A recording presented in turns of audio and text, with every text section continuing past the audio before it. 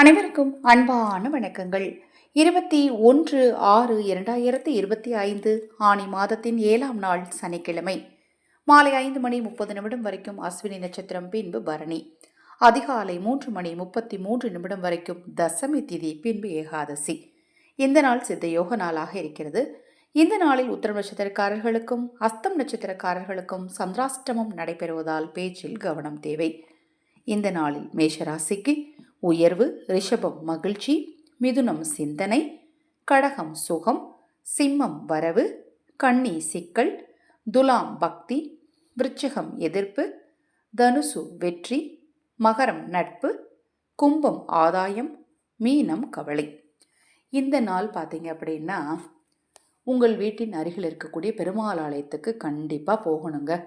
இந்த நாள் யோகினி ஏகாதசி.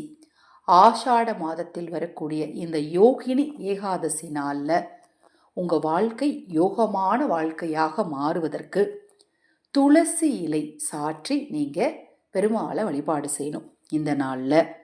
அதை மாதிரி ஹனுமன் ஆலயம் போனீங்க அப்படின்னா ஹனுமன் கோவிலுக்கு ஒரு 50 கிராம் செந்தூரத்தை வாங்கி கொடுங்க. இந்த 2 விஷயங்களும் நீங்கள் இந்த நாளில் செஞ்சீங்க அப்படின்னா தெரிந்தும் தெரியாமலும் செய்த பாவங்கள் நீங்கும், கர்ம வினை தீரும்.